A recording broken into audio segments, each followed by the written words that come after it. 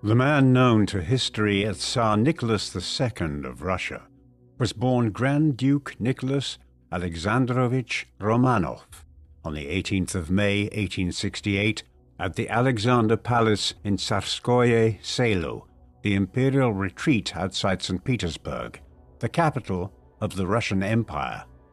His father, Tsarevich Alexander Alexandrovich, was the second son of Tsar Alexander II of Russia. The younger Alexander was given an ordinary education and prepared for a life of military service when his elder brother, Tsarevich Nicholas, died in 1865 at the age of 21. Following the death of Nicholas, Alexander became heir to the Russian throne and married his late brother's fiancée. Upon his father's death in 1881, Alexander assumed the throne as Tsar Alexander III. Although most of his ancestors were German, the bulky, bearded Alexander resembled a Russian peasant, and his legendary reputation for strength was reflected in his tendency to bend a fork with his bare hands for entertainment during state dinners. Nicholas II's mother, Maria Fyodorovna, was born Princess Dagmar of Denmark in 1847, 5 years before her father became King Christian IX of Denmark. In 1863, Dagmar's sister, Princess Alexandra, married Prince Albert Edward, the future Edward VII of the United Kingdom. In September 1864, when she was not yet 17, Dagmar was engaged to Tsarevich Nicholas of Russia, but after his death the following year, it was decided that she would marry his younger brother, Tsarevich Alexander, converting to Russian Orthodox Christianity and taking the name of Maria Fyodorovna. The couple would have 6 children, of whom the future Nicholas II was the eldest. The second son, named Alexander, died before his first birthday, but the remaining children, 2 sons named George and Michael, and 2 daughters named Ksenia and Olga, all survived into adulthood. The Romanov family had ruled Russia since 1613, when the nobleman Mikhail Fyodorovich Romanov was elected Tsar at the end of a 15-year period of anarchy and Polish occupation, known as the Time of Troubles. Nicholas II's life and reign proved as troublesome as the events 3 centuries earlier that placed his ancestor on the Russian throne. At his birth, the Russian Empire was the world's largest country, stretching from Poland in the west to the Pacific coast in the east, bordering the Arctic Ocean in the north, with its southern frontiers in Central Asia. This vast country owed its origins to the Grand Principality of Moscow, a modest medieval state ruled by princes of the Rurikid dynasty, descendants of the Viking chieftain Rurik, who ruled the lands collectively known as the Rus, from the city of Kiev in the 9th century. After the Mongol conquest, Moscow became the most powerful of the Russian principalities over the course of the 14th century by a combination of military force, extortion, and fidelity to the Mongol or Tatar Khan. During the following century, the Muscovites claimed the legacy of the Eastern Roman Empire after the fall of Constantinople in 1453, claiming the title of Tsar, derived from Caesar, before expelling the Tatars, subjugating the wealthy merchant republic of Novgorod to the northwest, and beginning its expansion eastwards towards Siberia. At the beginning of the 18th century, after a century of turmoil, Tsar Peter the Great founded the city of St. Petersburg and defeated Sweden in the Great Northern War, proclaiming the Russian Empire in 1721. At the end of the century, Ukraine and Crimea and parts of Poland were brought under Russian imperial rule by Catherine the Great. After repelling Napoleon's ill-fated invasion of 1812, Russia became one of the dominant powers on the European continent, and in 1814, Tsar Alexander I entered Paris in triumph at the head of a coalition army that forced Napoleon to abdicate. Both Catherine and Alexander were inspired by liberal ideas of the European Enlightenment, but they found it difficult to reform a system of authoritarian rule which they relied on to maintain the integrity of their state with its wide-open frontiers. In the decades after the Napoleonic Wars, Russia retained its reputation as the continent's strongest military power, but despite their resplendent uniforms on parade, the Russian army was defeated in the Crimean War, which exposed the weaknesses in the Russian administrative and economic system. After Nicholas's grandfather, Tsar Alexander II, came to the throne in 1855, he embarked on a reform program to modernize the Russian Empire and maintain its great power status on the international stage, while dealing with the increasing political consciousness of the urban classes and the rise of nationalism in a multi-ethnic empire where fewer than half of the population was Russian. In 1861, Alexander abolished serfdom and gave peasants free economic rights, but the newly emancipated serfs were obliged to pay redemption dues to the government for 49 years to compensate their former owners. In 1864, trial by jury was introduced, and elected local councils known as Zemstva were established for rural areas and later cities and towns. In order to address the deficiencies in military organization in the Crimea, in 1874 universal conscription was introduced, and corporal punishment was banned in the army. Nicholas spent his childhood with an affectionate and overprotective mother, and a warm-hearted but intimidating father, a combination that may have contributed to his immaturity as a young adult. Like other European families, Nicholas's parents provided the general framework for his education and upbringing, but he spent most of the childhood supervised by governesses and governors. Between 7 and 10 years old, Nicholas received lessons from his governess Alexandra Ollengren. Aged 10, his upbringing was entrusted to the military governor, General Grigory Danilovich, who invited specialist tutors to teach the young Grand Duke Russian, French, English, German, mathematics, geography, chemistry, and history, which was Nicholas's favorite subject. Nicholas had a close relationship with his tutor Charles Heath, an Englishman who taught at the Alexander Lyceum, the prestigious school for the aristocratic elite in Tsarskoye Selo. Under Heath's influence, Nicholas adopted the reserved manner of an English gentleman, an attitude that would contribute to his reputation as a weak and indecisive ruler. In March 1881, when Nicholas was 13 years old, his grandfather, Tsar Alexander II, was assassinated by the socialist revolutionary organization The People's Will while returning to the Winter Palace from a military inspection. Having survived 6 previous assassination attempts during his reign, the mortally wounded Alexander had his legs blown off by a bomb and was carried to the Winter Palace, where he died a couple of hours later. While Russian Tsars had often been violently removed from power by ambitious family members in palace coups, this was the first time a Russian monarch had been killed by revolutionaries who aimed to overthrow the monarchy. While he honored his late father's memory by building the Church of the Savior on spilled blood at the site of the assassination, Tsar Alexander III reversed many of his predecessors' liberal reforms and cracked down on left-wing revolutionary terrorist groups. In May 1887, after an attempt on the Tsar's life on the 6th anniversary of Alexander II's killing was uncovered, the revolutionary terrorist Alexander Ulyanov was one of 5 members of the People's Will executed for his part in the plot. Alexander's death led his younger brother Vladimir to take a greater interest in revolutionary politics. After his grandfather's death and the accession of his father, Alexander III, Nicholas assumed the title of Tsarevich and became heir to the throne. He continued to live under the supervision of General Danilovich until the age of 17, when he began his political education at the hands of some of the leading statesmen of the empire.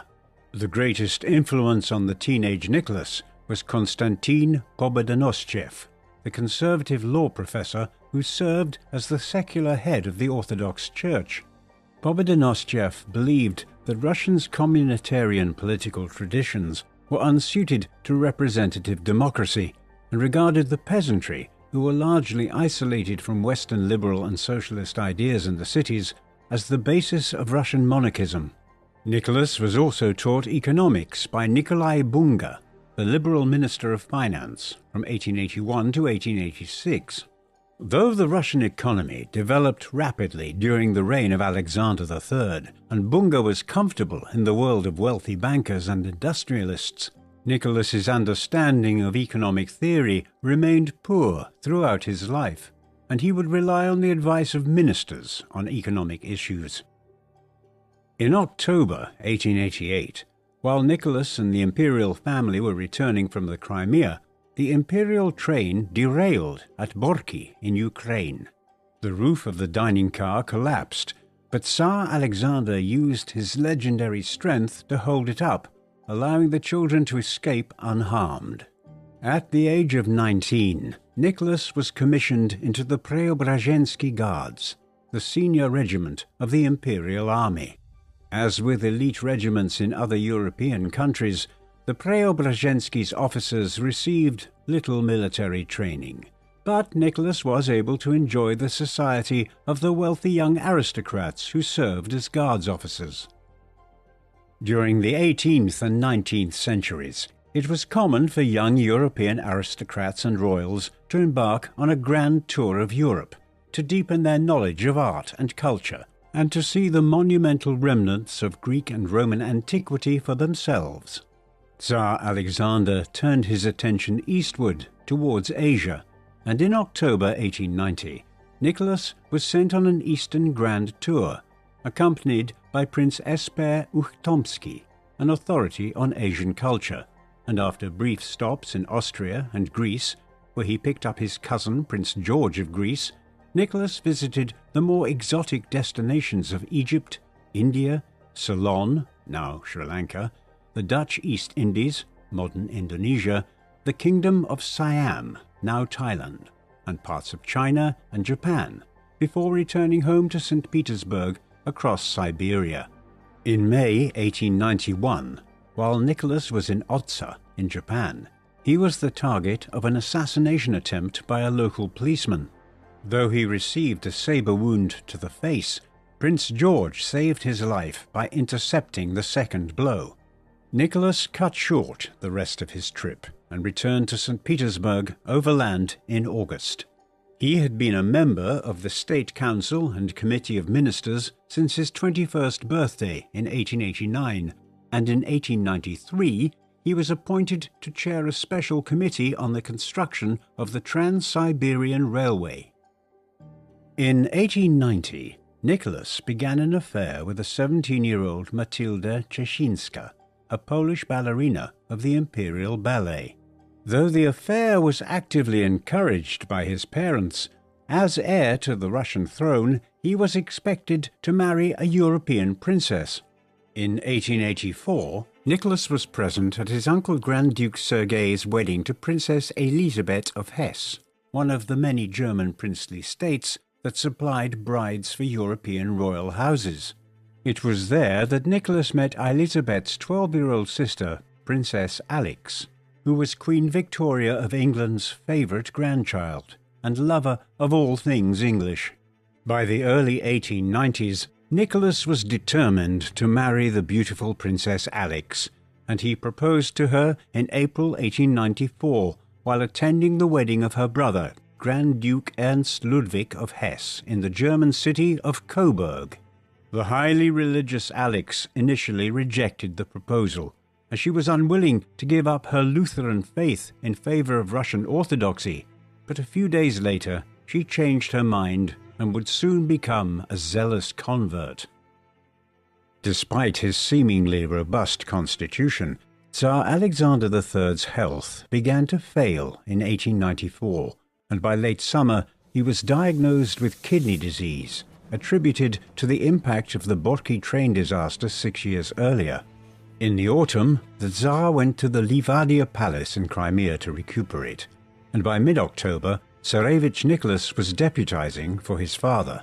On the 22nd of October, Princess Alix arrived to receive her prospective father-in-law's blessing, and on the 1st of November 1894, Tsar Alexander III died at the age of 49, leaving his 26-year-old son as Nicholas II, Tsar of Russia.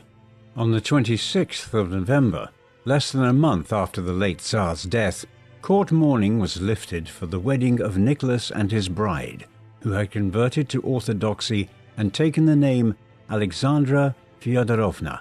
Although she took a great interest in Russian religion and culture, the intelligent and serious empress was ill at ease in St. Petersburg society and resented the court precedence enjoyed by her mother-in-law, Dowager Empress Maria Fyodorovna. Nevertheless, Nicholas and Alexandra had a happy marriage, and the imperial couple would have 4 daughters and 1 son between 1895 and 1904. During Nicholas's reign, the imperial family's main residence was the Alexander Palace in Tsarskoye Selo. Though the palace had a neoclassical exterior, yellow walls and white columns, its interiors were decorated in a Victorian Gothic style to suit Alexandra's tastes. The family spent summers at Peterhof, around 20 miles to the west, and made occasional visits to imperial hunting lodges in Poland and the Livadia Palace in Crimea. Nicholas and his family enjoyed excursions to the Finnish coast on the imperial yacht, the Standard, which was also used on occasion for state visits to European countries. For the first decade of Nicholas's reign, the imperial family hosted grand balls in the Winter Palace in St. Petersburg during the winter, but after 1903, the imperial family was increasingly isolated from St. Petersburg society. Aside from occasional holidays and international trips, Nicholas kept a strict routine, starting the day at 8 o'clock with a swim, before having breakfast and a walk in the extensive Alexander Park. From 9:30 he attended to court business for an hour, before receiving reports from his ministers between 10:30 and lunch at 1. After a 45-minute lunch, Nicholas would receive ambassadors and foreign guests in the afternoon, before tea with the family at 5 o'clock. Between 6 and 8 in the evening, there were more ministerial reports. Dinner began at 8, after which Nicholas would join Alexandra and the children in the Empress's boudoir. After 10, Nicholas returned to his study and sometimes worked late into the night. After becoming Tsar on his father's death, Nicholas admitted that he was unprepared to take the throne. The young Tsar was indecisive and lacked confidence, and it was often said that the most powerful individual in Russia was the last person who had spoken to the Tsar. Empress Alexandra frequently attempted to strengthen her husband's resolution by reminding him that he was the Tsar and was appointed by God. Nicholas's imperial majesty would have to appear in its full glory before the people at his coronation in May 1896. Although St. Petersburg had been the capital since 1712, the coronation ceremony of the Tsars continued to be held in the former capital of Moscow. On the 26th of May 1896, Nicholas was crowned in a solemn 3-hour ceremony held in the Dormition Cathedral in the Moscow Kremlin. 4 days later, on the 30th of May, a large public celebration was to be held at the Khodinka field on the outskirts of the city, with Nicholas and Alexandra set to arrive at noon. By 6 in the morning, over 500,000 people had already arrived, and when rumors spread that there were not enough complimentary souvenirs for everyone, those at the back pushed forwards, leading to a stampede which killed over 1,000 people and injured thousands more. By the time the imperial family arrived in the afternoon, the field had been cleaned up. That evening, Nicholas and Alexandra attended a grand ball organized by the French embassy to celebrate the Franco-Russian alliance of 1894. While the imperial couple did not wish to attend the ball and visited the wounded in hospitals the following day, the image of the Tsar dancing on the day of a great tragedy made a bad first impression. Nicholas began his reign with few close friends whom he could bring into government, and instead relied on advice from ministers inherited from his father. He continued to be guided by Pobedonostchev's conservatism, and for the first 6 years of his reign he did not deviate very far from his father's policies. Nicholas's desire to please everyone around him and his unwillingness to confront those who disagreed with him resulted in incoherent and contradictory policy-making. Rather than decide policy collectively through the Committee of Ministers, the Tsar preferred to make decisions by meeting ministers individually. The Tsar's main interests were in foreign, defense and security policy, and outside these areas, ministers exercised considerable power in their own departments. Later in his reign, Nicholas suspected that powerful and effective ministers were usurping his powers as Tsar, and he played his ministers off against each other to assert his own authority, undermining the effectiveness of his government. Like many of his predecessors, Nicholas was suspicious of the bureaucrats who served him, and believed that, as Tsar, he had a direct connection to the people. The Tsar considered himself a father to his subjects, and was known to deal with petitions personally, no matter how trivial. Among Nicholas's ministers, the most influential during the early part of his reign was Minister of Finance Sergei Witte, who had spent 20 years working in the railway industry before being appointed Director of Railway Affairs by Minister of Finance Ivan Vishnegradsky. Vishnegradsky launched a program of industrial development, funded by foreign loans and increasing taxes on peasants, and protected by high tariffs, which increased the prices of imported industrial products. These policies were adopted and expanded by Witte upon his arrival at the Ministry of Finance in 1892, and became known as the Witte system. The finance minister believed that rapid industrialization and economic modernization was essential if Russia was to avoid becoming economically exploited by the world's industrial powers, a fate that seemed inevitable for the Ottoman Empire in the Middle East and the Qing Empire in China. Witte recognized that the peasants and urban poor would suffer in the process, but argued that only by developing Russian industry, using a combination of state revenues and foreign capital and technology, could Russia be able to compete with Britain, France, Germany, and the United States. Witte's advocacy of the industrial economy was unpopular among the Russian landed aristocracy, who were skeptical of capitalism and favored the development of the agricultural economy. When Witte proposed adopting the gold standard in 1896 in order to attract foreign investment, he faced considerable opposition among his fellow ministers, as it would increase the cost of borrowing, and it was only the forceful intervention of the Tsar on behalf of Witte that allowed the finance minister to have his way. With his background in the rail industry, Witte took a special interest in the construction of the Trans-Siberian Railway, intended to link Moscow to the port of Vladivostok in the Far East. In May 1891, while returning home from his Asian tour, Nicholas attended the ceremonies marking the start of construction on the railway in Vladivostok, and after becoming Tsar, he maintained his interest in the Far East, believing that Russia was in a perfect position to exploit economic advantages from the weak Chinese Empire.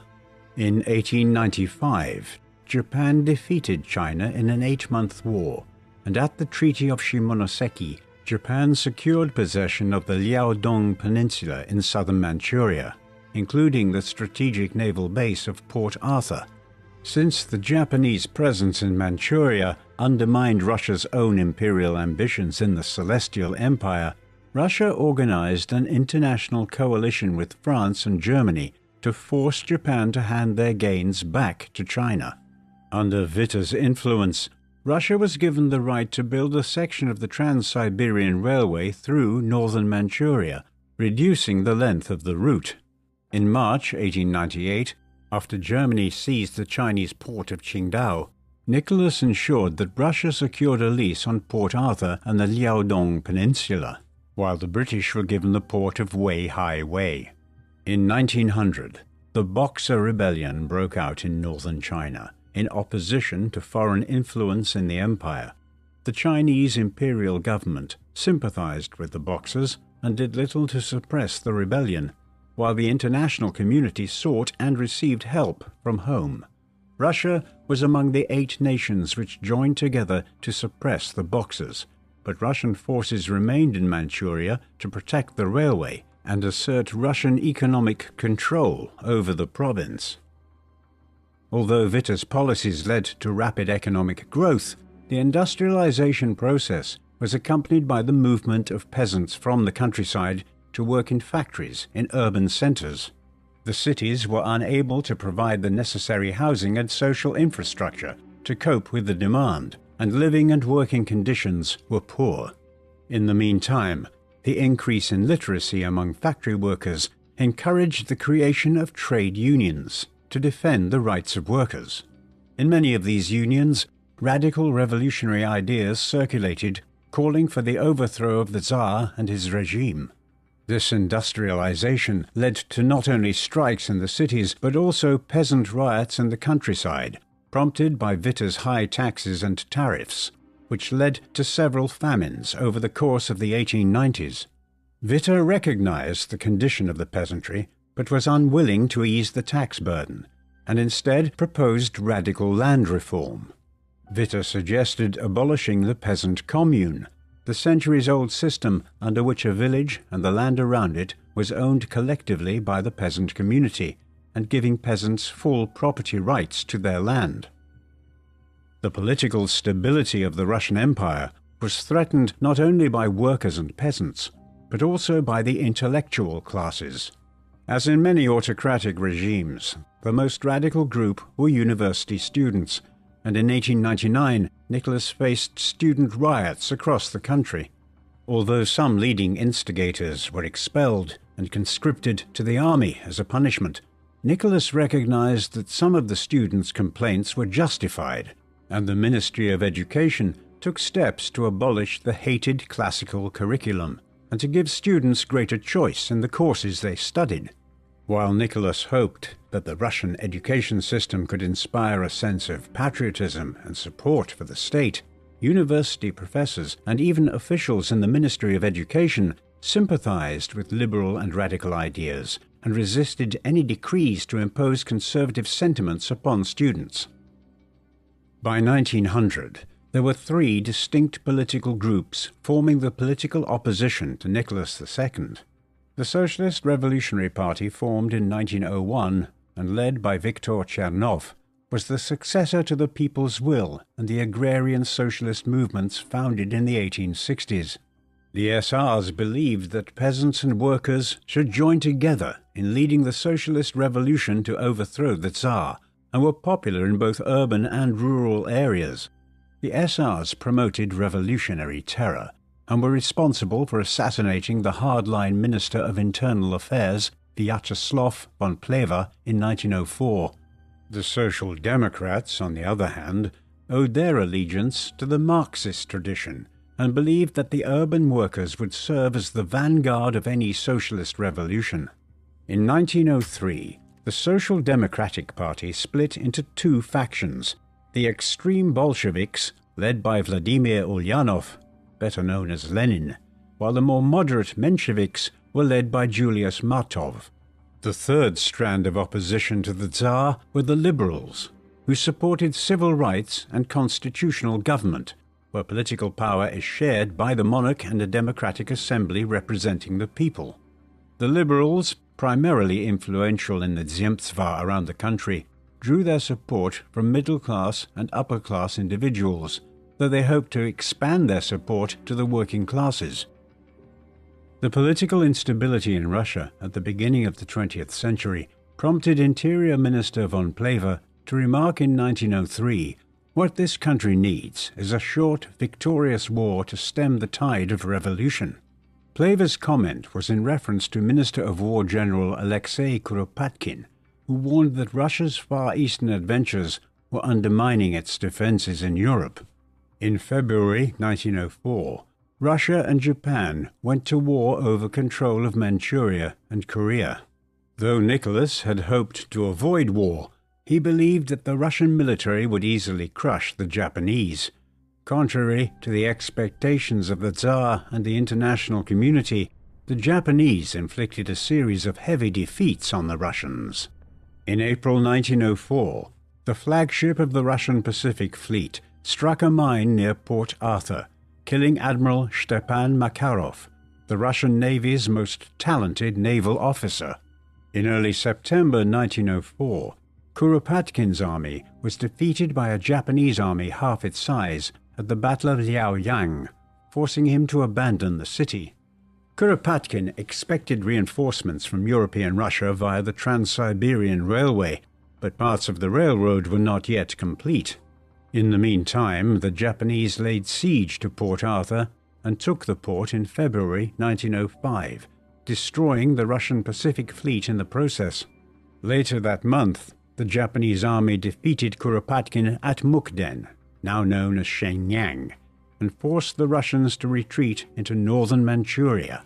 The key battle of the war took place at sea at the end of May 1905, when Admiral Zinovy Rozhdestvensky's 2nd Pacific Squadron, which had sailed around the world on an 8-month voyage from the Baltic Sea, was annihilated by Admiral Togo Heihachiro at the Straits of Tsushima. After mediation from President Theodore Roosevelt of the United States, the Russo-Japanese War ended with the signing of the Treaty of Portsmouth in September, recognizing Japanese claims over Korea and resulting in Russia's evacuation of Manchuria. In line with Plevar's expectations, Russian setbacks in the Russo-Japanese War had made revolution more likely, and on the 28th of July 1904, while on his way to meet the Tsar, Plevar was killed by a bomb thrown by a socialist revolutionary terrorist. Nicholas had appointed Plevar Minister of Internal Affairs in 1902, following the assassination of his predecessor, Dmitry Sipyagin, hoping that the hardline Plevar would act as a counterweight to Witte, who was beginning to lose the Tsar's confidence over the political instability caused by his economic reforms. Like many Russian conservatives, Plevar believed that the workers and the peasants were more loyal to the state and presided over a policy of repression against the political parties and the radical urban intelligentsia. Plevar was a notorious anti-Semite and considered to be responsible for the pogrom in the Moldovan capital of Chisinau in April 1903, during which an anti-Semitic mob killed almost 50 Jews. Though Nicholas condemned the killings and removed the local governor, he did little to stem the pogroms between 1903 and 1906, during which over 2,000 Jews were killed, the bloodiest of which claimed the lives of 400 Jews in the Ukrainian port of Odessa in 1905. Following Plevar's assassination, Nicholas appointed the liberal Prince Pyotr Swietopolk-Mirsky as his successor, seemingly in response to his mother's pleas not to appoint another hardliner to the ministry. Swietopolk-Mirsky proposed a program of reforms, including religious toleration, civil rights, and greater influence on central government by elected representatives from across the country. While the Minister of Internal Affairs believed that the reforms were necessary to avoid revolution, Grand Duke Sergei led the conservatives in attempting to block the reform program. Not long after Nicholas rejected the Interior Minister's central policy of representative government in December 1904, Swietopolk-Mirsky resigned from office. On Sunday, the 22nd of January 1905, tens of thousands of unarmed protesters marched on the Winter Palace under the leadership of Father Gapon, a priest and trade union leader in St. Petersburg. Among Gapon's demands for political reform were for the Tsar to hold a constituent assembly to deliver a constitutional government in Russia. The protesters were carrying religious icons and singing patriotic songs, including the imperial anthem God Save the Tsar, appealing to the Tsar as their protector.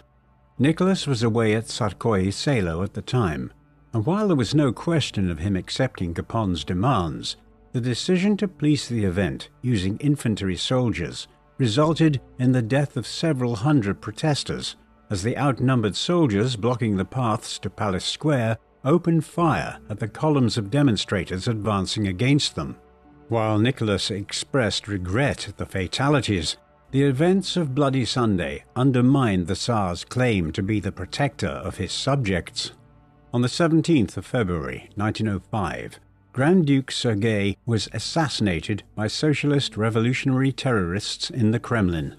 Nicholas responded by offering to establish an advisory representative body, but he refused to consider relinquishing his powers as absolute monarch.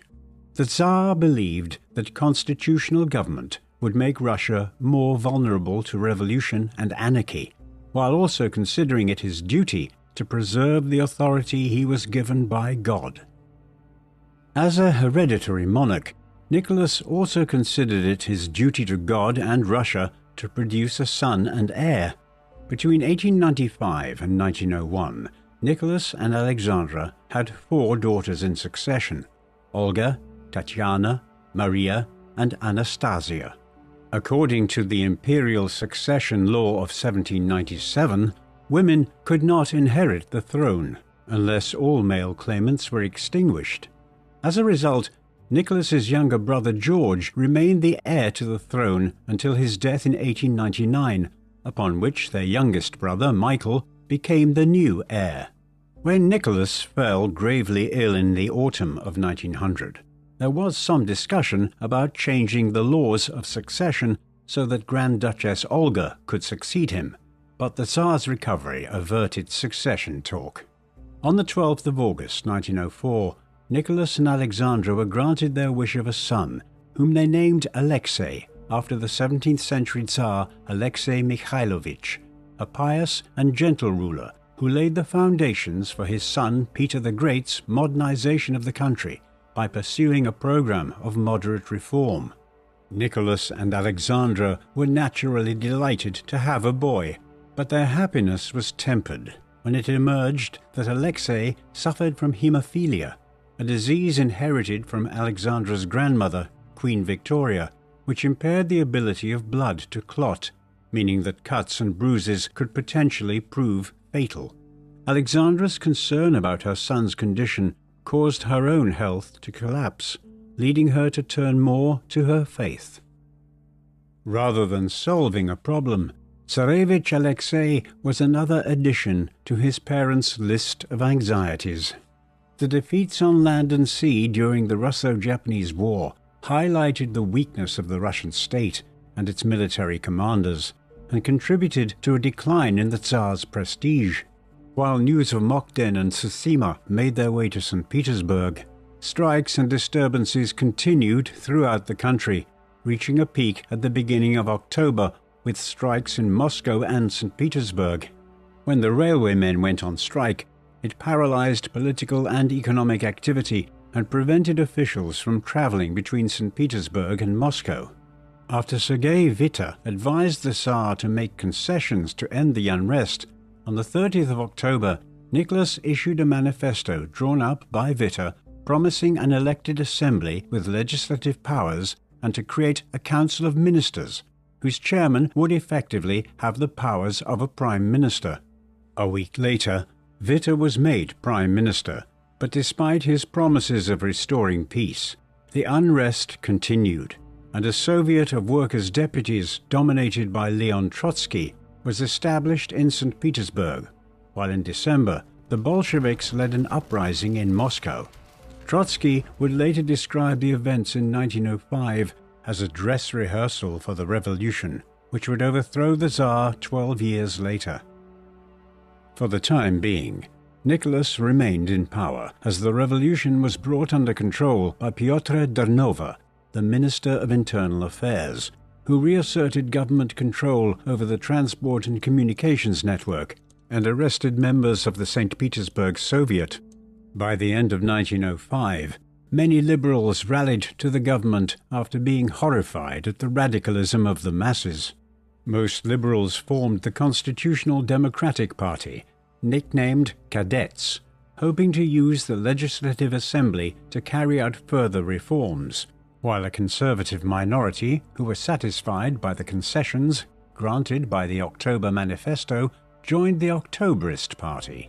The new constitution was published in the spring of the following year as the Fundamental Law of April 1906. As promised, the law created the State Duma, an elected assembly which served as the lower house of a bicameral legislature. The upper house was the reformed State Council, whose members were appointed by the Tsar and the nobility. Nicholas continued to assert his supreme authority and reserved for himself powers to dissolve the two parliamentary bodies or to place provinces under a state of emergency. When Tsar Nicholas II opened the Duma at the Tauride Palace in St. Petersburg on the 27th of April 1906, he was a month shy of his 38th birthday and had been on the Russian throne for more than a decade. During this period, the Russian economy continued to industrialize, but the revolutionary organizations which had been driven underground by his father had re-emerged.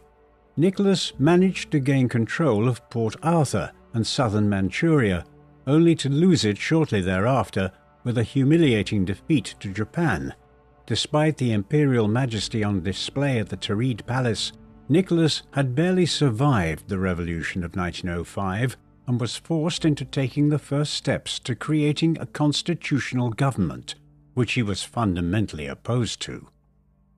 The new constitutional experiment began poorly, and the Tsar resented sharing executive power with Witte. While peasant disturbances continued in the countryside, the previously decisive Witte could not make up his mind how to respond, leaving it up to Dornova to pacify the country through military force. Nicholas kept Witte in office long enough to secure a foreign loan, allowing Russia to remain on the gold standard before dismissing him in May, replacing him with the ineffectual Ivan Goromaikin. Although the electoral law for the Duma had been weighted towards the peasantry, the traditional supporters of the monarchy, when the State Duma opened its first session in April 1906, it was dominated by the liberal cadets and the socialist Trudoviks. The mainstream socialist parties, the Socialist Revolutionaries and Social Democrats, had decided to boycott the first Duma elections. Even so, the body's demands for parliamentary government and land reform were too radical for the Tsar, who dissolved the body in July. Elections for the Second Duma in January 1907 returned a legislature even further to the left, after the SDs and SRs agreed to participate. The Second Duma was soon dissolved, and the electoral laws changed to ensure a more conservative legislature. While Nicholas was struggling to adapt to life as a constitutional monarch, the imperial court welcomed the presence of Grigory Rasputin, a Siberian peasant and religious mystic.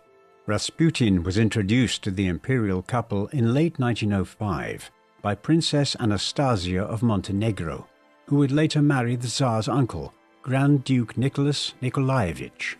Over the coming years, Rasputin gained considerable influence over Nicholas and Alexandra for his ability to stop Tsarevich Alexei's bleeding. Despite his condition and regular warnings from his parents, Alexei was an active child and would occasionally hurt himself. On more than one occasion, when the Tsarevich appeared to be dying, Rasputin's intervention, whether by touching the child or through his prayers, would seemingly cure the young boy almost instantly. The imperial couple regarded Rasputin's presence as a sign of the people's support for the monarchy, though his political influence was often exaggerated by political opponents who supported the separation of the state and the Orthodox Church. Rasputin's presence at court damaged the prestige of the Tsar and his family, and was deemed an embarrassment by educated society. But Nicholas and Alexandra resisted calls from Prime Minister Pyotr Stolypin to expel Rasputin from St. Petersburg. Stolypin had succeeded Dornova as Minister of Internal Affairs in the spring of 1906, before becoming Prime Minister in July. Before being promoted to ministerial level, he had served as the governor of Saratov province in southern Russia, and at the age of 44, he was much younger than the Tsar's previous ministers. Stolypin continued to crack down on peasant disturbances, and among his opponents, the hangman's noose was nicknamed Stolypin's necktie, while the trains carrying peasants into Siberia were known as Stolypin's carriages. Although a conservative nobleman, Stolypin and agricultural minister Alexander Krivoshin proposed a land reform program to weaken peasant communes and encourage the development of family smallholdings. He also attempted to stimulate the economic development of Siberia by offering to give each peasant 40 acres of land to cultivate alongside other financial inducements. He was a talented orator who made powerful speeches in the Duma, and he established a close working relationship with Alexander Guchkov, whose Octoberist party was the largest in the Third Duma. This alliance began to fail in 1909 and 1910, when Stolypin's proposals to strengthen the Zemstva and increase social protections for factory workers were opposed by the landowners and industrialists who dominated the Duma. In the meantime, Stolypin and Guchkov's efforts to increase legislative control over the army damaged his relationship with the Tsar. Stolypin's plans to expand the Zemstva system to Ukraine and Belarus narrowly passed the Duma, but were defeated in the State Council in March 1911. Stolypin responded by threatening to resign, unless the Tsar were to use his emergency powers to suspend the legislature and adopt the Western Zemstva Bill by decree. Nicholas agreed to these conditions and retained Stolypin, but the Prime Minister's demands infuriated both the Tsar and the legislature. On the 14th of September 1911, while attending a performance at the Kiev Opera with the Tsar and his eldest daughters, Stolypin was shot by a leftist revolutionary assassin and died 4 days later on the 18th. The assassin was hanged a week after Stolypin's death, but Nicholas gave orders to drop the investigation, prompting rumors that the assassination had been planned by supporters of the Tsar. Stolypin was succeeded by Finance Minister Vladimir Kavkavtsov, but the new Prime Minister lacked the presence of his predecessor and was a weak leader. Having remained at the head of the Finance Ministry, Kavkavtsov's desire to control spending led to clashes with General Vladimir Sukhomlinov, the Minister of War, and Alexander Krivoshin at Agriculture. Sukhomlinov had been appointed by the Tsar in 1909 to resist Stolypin's efforts to give the Duma greater control over the armed forces, and demanded increased investment in the army and navy. Krivoshin was responsible for enacting Stolypin's land reforms and provided cheap credit through the Peasant Land Bank to allow peasants to buy their own land from nobles. He encouraged the development of schools, and by 1914, around 60% of Russian children received a primary education. In February 1914, Krivoshin managed to outmaneuver Kavkavtsov by persuading the Tsar to appoint his friend Peter Bach as finance minister and the powerless Goromykin as prime minister, allowing the Minister of Agriculture to become the dominant figure in the government. In the meantime, in 1913, Nicholas had asserted his control over security policy by appointing Nikolai Maklakov as Minister of Internal Affairs. With the Tsar's support, Maklakov cracked down on the revolutionary press and unsuccessfully attempted to reduce the Duma's powers. In 1914, St. Petersburg was hit with a series of strikes, but the rest of the country remained calm. Widespread demonstrations of popular support in 1913, during the celebrations of 300 years of Romanov rule, convinced Nicholas that he continued to enjoy considerable support across the country.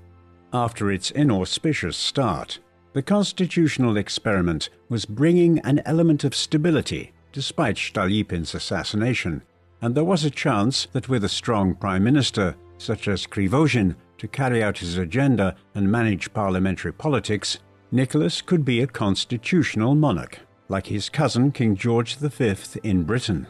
However, after Nicholas limited the electorate in 1907, most of the Russian population remained without political representation, and the workers and many peasants were ready to rise up against the Tsar at any sign of weakness in the imperial regime. The Tsar had been saved by the Russian army in 1905 and 1906, and after the humiliation of defeat to Japan, Nicholas desperately sought to stay out of war. Although Russia and Britain had been close to war over their competing interests in Asia, Russia's defeat in 1905 dispelled British fears of the Russian threat and led to the signing of the Anglo-Russian Entente of 1907. Together with the Anglo-French Entente Cordiale of 1904 and the Franco-Russian Alliance of 1894, this created the Triple Entente of Britain, France, and Russia.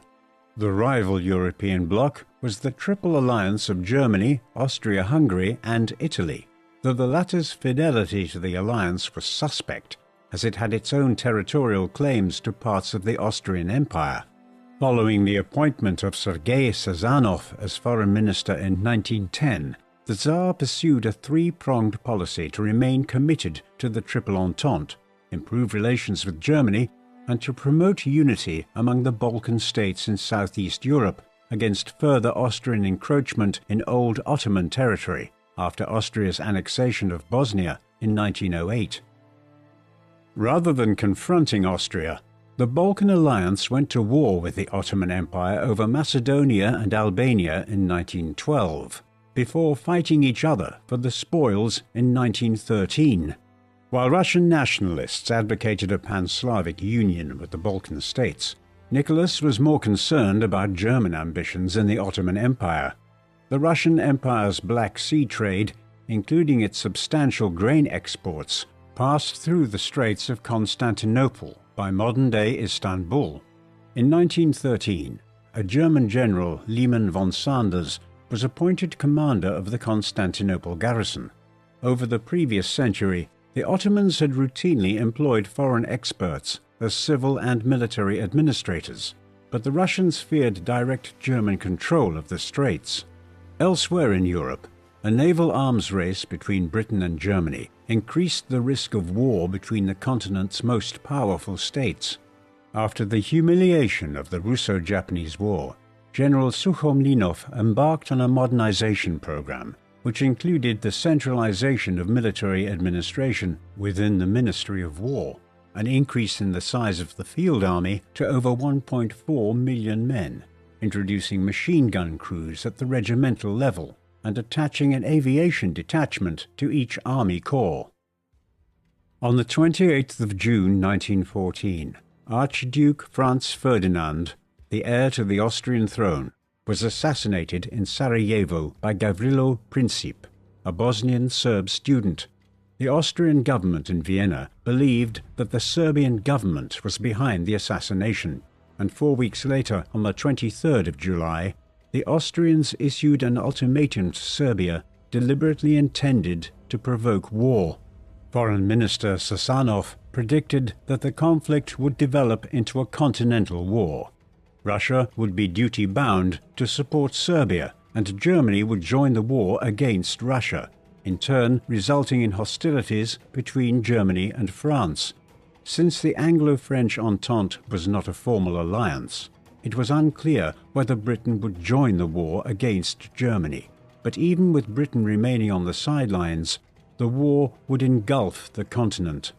Nicholas remained optimistic and hoped to come to an agreement with his cousin, Kaiser Wilhelm II of Germany, but on the 30th of July, Nicholas was urged by his ministers to order the mobilization of the Russian army, and on the 1st of August, Germany declared war on Russia. On the 3rd of August, Germany declared war on France, and after the Germans crossed into Belgium the following day, the British government answered a Belgian appeal for assistance and went to war with Germany on the 5th. The First World War was greeted in Russia with a rare demonstration of national unity, inspiring confidence in the Tsar that his armies would achieve victory, following the example of Russia's victory over Napoleon a century earlier. Most European military planners expected the war to be short, but the German army was the best in Europe, and Germany and Austria enjoyed the strategic advantage of the central position, enabling them to move their armies quickly between different fronts. Among the three Entente powers, Britain and its empire had the greatest potential, but it would take time for those resources to be deployed, leaving Russia and France to do most of the fighting on land. In order to avoid a two-front war, the Germans hoped to launch a lightning strike to capture Paris and defeat France, while the Russian army was still mobilizing, before turning its attention back east. The Russians took advantage of this by sending two armies into eastern Prussia 10 days earlier than the Germans expected, albeit without being perfectly equipped. Despite initial Russian successes, in late August and early September, the German Eighth Army under General Paul von Hindenburg and his Chief of Staff Erich von Ludendorff defeated the Russian Second and First Armies in quick succession at the battles of Tannenberg and the Masurian Lakes. Setting aside these disastrous defeats, the Russians managed to hold the Germans at bay in Poland, while a Russian offensive against the Austrians captured Galicia in western Ukraine. By the spring of 1915, the Russian army was facing a shortage of munitions, and after a series of German offensives in Poland, by September the Russians were forced to abandon Poland and Lithuania. The defeats in Poland led to a crisis in the military leadership. As Supreme Commander Grand Duke Nicholas Nikolaevich, with the support of the Duma, blamed War Minister Sukhomlinov for the logistical failures. After being imprisoned in the notorious Peter and Paul fortress in St. Petersburg, the Minister of War was dismissed from office in June and replaced by General Alexei Polivanov. And in December, the Tsar dismissed his uncle Grand Duke Nicholas and assumed the supreme command himself. By doing so, the Tsar was partly placing a check on the Duma leaders, who supported the Grand Duke, but the latter had also proven an incompetent military leader, who lost his nerve with his armies in full retreat. Without any meaningful military training himself, Nicholas did not expect to take over control of strategic or operational decision-making, which he left in the hands of his Chief of Staff, Mikhail Alexeyev. The Tsar hoped that his presence at the front would improve coordination between military and civil authorities, and serve to improve morale among the peasant soldiers that made up the ranks of the Russian army. While there were many advantages to the Tsar taking over command of the Russian army, his presence at general headquarters at Mogilov in modern-day Belarus kept him at a distance from the political situation in the capital city, which had been renamed Petrograd at the beginning of the war to sound less German. On the 7th of September 1915, a majority of the Duma's deputies formed a progressive bloc demanding political reforms and a government which enjoyed public confidence. In other words, they demanded one favorable to the progressive bloc. The bloc's initiatives were supported by the Union of Towns and the Zemstva Union, which were formed at the beginning of the war to coordinate local authorities' support for the war effort. Many of the Tsar's ministers also lobbied for Goromikin's dismissal as prime minister, believing that victory could only be achieved by maintaining political unity and working in conjunction with the industrialists and civil society leaders that led the progressive bloc. Unwilling to work with Goromikin, and horrified by the Tsar's decision to assume the supreme command without consultation, the Council of Ministers effectively went on strike, infuriating Nicholas in turn. While the ministers were afraid that as supreme commander, the Tsar would be associated with military setbacks suffered by the army, shortly after Nicholas's arrival, the military situation improved as Kiev was successfully defended, and the munitions crisis was overcome by effective coordination between the Ministry of War and Russian industry. In the summer of 1916, General Alexei Brusilov led a major offensive into Galicia, which broke the Austrian lines and captured hundreds of thousands of Austrian and German prisoners. The Russian successes forced Germany to redeploy troops from the Western Front, weakening its assault on the French fortress of Verdun and its defense of the River Somme after the British launched an offensive in July. While the army had enjoyed its best year in 1916, an economic crisis at home threatened the continuation of the war effort. A shortage of food and fuel created high inflation, and the railway network was ill-equipped to bring food surpluses from the agricultural south to the cities in the north and west, while at the same time moving troops to the front line. While aware of these problems, the economically illiterate Nicholas was incapable of solving them. while his ministers were increasingly sidelined. After the ministerial strike in late summer of 1915, the Tsar replaced most of his ministers with individuals who were regarded as reliable supporters of the imperial regime. With her husband away at headquarters, the Empress Alexandra assumed a greater role in the empire's domestic affairs. In January 1916, Goromikin was succeeded by Boris Stürmer, a close confidant of Alexandra. When the Tsar sought to dismiss his interior minister Alexander Protopopov in November 1916 under pressure from the Duma, the Empress urged him not to give in. Alexandra's German origins fueled rumors that she was acting against Russia's interests, even though the Empress was critical of Wilhelm II and regretted the fact that her brother Ernst Ludwig was fighting in German uniform. Alexandra was rumored to be under the influence of Rasputin, whom she asked for advice on ministerial appointments.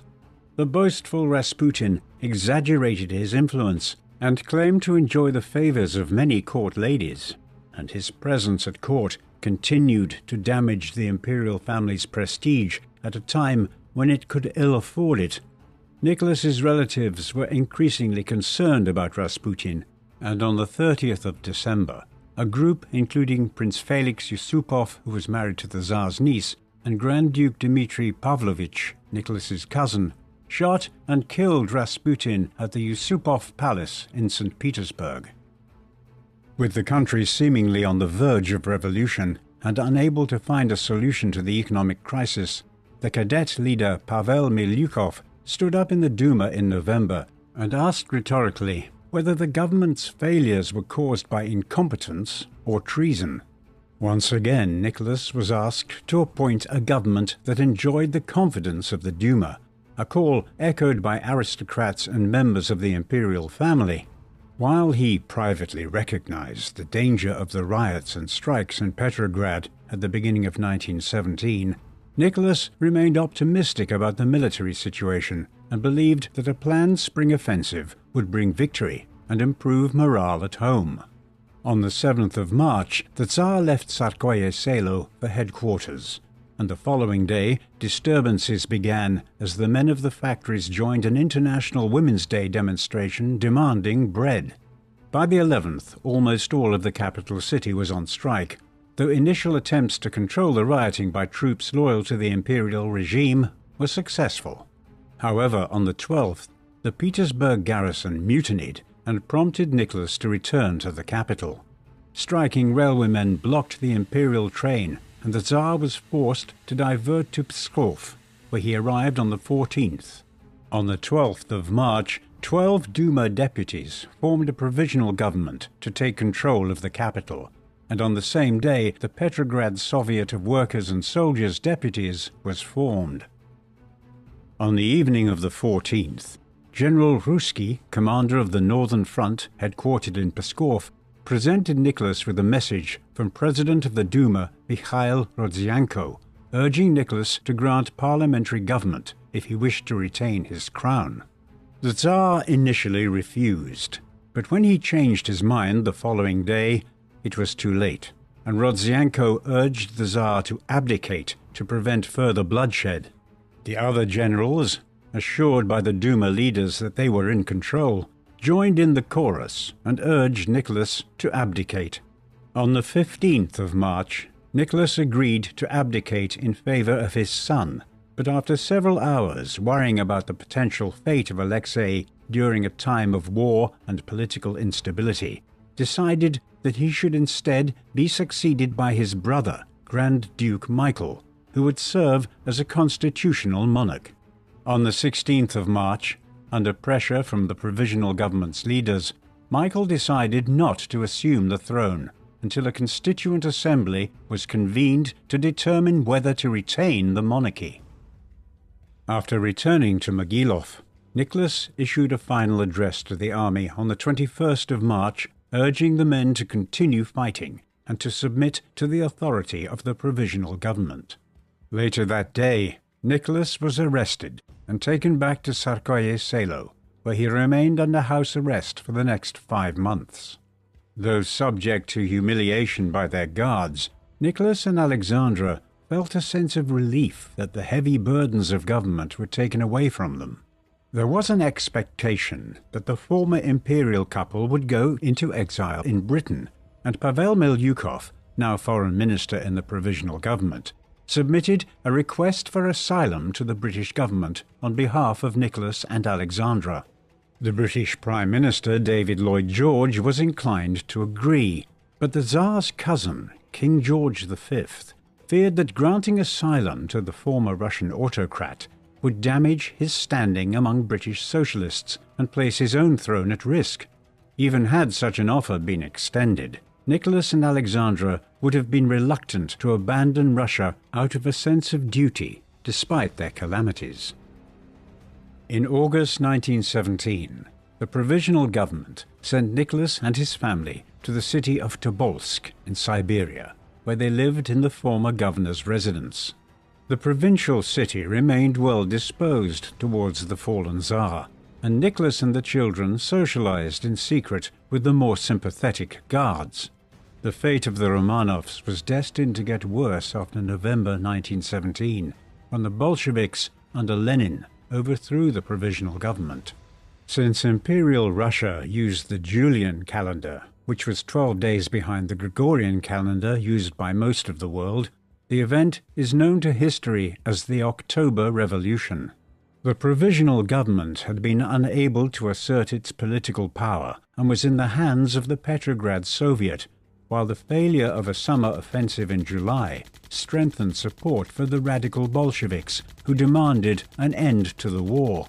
In January 1918, the Bolsheviks consolidated their hold on power by closing down the Constituent Assembly, where they were outnumbered by the socialist revolutionaries.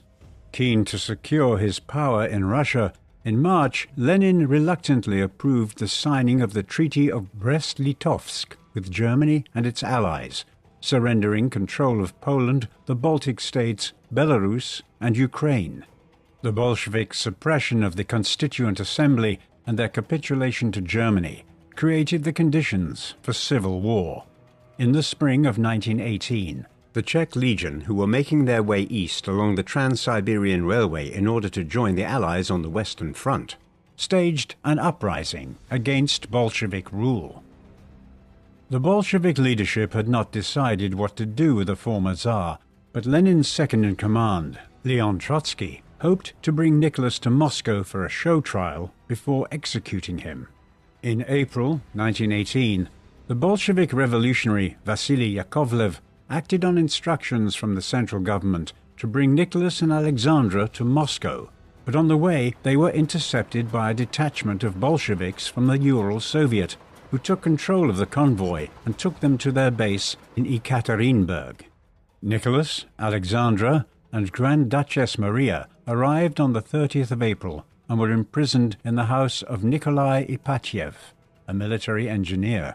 The Tsarevich had been ill and had initially been left behind with 3 of his sisters, but by the 23rd of May, the rest of the family arrived along with their doctor, Evgeny Botkin, and 3 servants. As the Czech Legion advanced on Ekaterinburg, at the beginning of July, the central leadership in Moscow decided that the Romanovs should be executed in Ekaterinburg. On the 4th of July, the deputy head of the Ekaterinburg secret police, Yakov Yurovsky, was appointed commandant of the Ipatiev house. In the early hours of the 17th of July, the family and their attendants were brought into the basement. After the 12 men of the firing squad entered the room, Yurovsky announced that the Ural Soviet had decided to execute the whole family. A stunned Nicholas asked, "What?" before Yurovsky repeated his orders, and the firing began. 3 men in the firing squad claimed that they had fired the fatal shot that accounted for the former Tsar, but regardless of who was responsible, Nicholas II, the last Tsar of Russia, was dead at the age of 50, along with his wife, his 5 children, and 4 loyal attendants. Yurovsky ordered his men to hide the bodies at a location where they could not be found by the counter-revolutionary White armies, who were days away from Ekaterinburg. The Soviet government claimed in public that only Nicholas had been executed, and even when it became increasingly clear that the whole family had been eliminated, there were rumors that Tsarevich Alexei, or one of his sisters, may have survived and escaped. The memory of the dead Tsar served as a rallying point for the monarchists and counter-revolutionaries who opposed the Bolsheviks, but by 1921, Lenin's forces had won the Civil War, and his Soviet regime would remain in power until 1991. From their exile in London, Paris, New York, white émigrés continued to hope for a collapse of Soviet communism and the return of the Russian monarchy. In 1981, the Russian Orthodox Church abroad canonized Nicholas II and his family, and in 2000, the Russian Orthodox Church in Russia also agreed to confer sainthood on them. In the meantime, the remains of Nicholas, Alexandra, and 3 of their daughters were discovered in a ditch near the Apachev house in the late 1970s, and after DNA identification in 1998, they were buried in a special chapel in the St. Peter and Paul Cathedral in St. Petersburg. In 2007, further remains were discovered at a nearby site, and later identified as those of Tsarevich Alexei and either Grand Duchess Maria or Anastasia. In 2015, the Russian Orthodox Church ordered the exhumation of 5 sets of remains in the chapel for further testing, while renewed investigations confirmed the identification of the remains in 2020. As of 2024, they have not yet been reburied in the chapel. The legacy of Tsar Nicholas II of Russia continues to be debated among historians of Russia, and it is closely related to the question of whether it was possible to avoid the horrors of communist rule in Russia in the 20th century. Nicholas had been exposed to revolutionary violence in his early teens, with the assassination of his grandfather, Tsar Alexander II, and the political instability would only increase during his own reign. After the unexpected death of his father Alexander III in 1894, Nicholas came to the throne unprepared for government. Despite being a well-educated and intelligent man, Nicholas was indecisive and unsocial, and initially found it difficult to stand up to his ministers. As Tsar, Nicholas was able to make his mark in foreign policy, but defeat in the Russo-Japanese War dented his prestige and fueled domestic opposition to his rule. When peasant uprisings and strikes broke out in response to heavy taxation and poor working conditions, Nicholas wavered between granting concessions and suppressing unrest by force. Although personally a kind and gentle man, his unwillingness to surrender the powers which he considered to be given to him by God, and his belief that the Russian political system was unsuited to representative democracy, meant that he only agreed to establish an elected legislative assembly in October 1905 in order to keep his throne. After doing so, he could only work with the Duma when the electoral laws were amended to exclude the majority of the population. Despite all the difficulties he faced, Nicholas ultimately relied on the army to crack down on disturbances, and it was only the First World War which created the conditions for Nicholas to give up his throne in March 1917. Though a prisoner after his abdication, Nicholas felt a sense of liberation after being relieved of the burdens of government. But any hopes of a comfortable retirement were extinguished by the Bolshevik Revolution, leading to a brutal end at the Apachev house. What do you think of Tsar Nicholas II of Russia? Was he a weak and incompetent ruler and a brutal autocrat who was responsible for cracking down on political opposition and encouraging anti-Semitic pogroms? Or did he not go far enough in using force to maintain political stability in the empire? Please let us know in the comments section. And in the meantime, thank you very much for watching.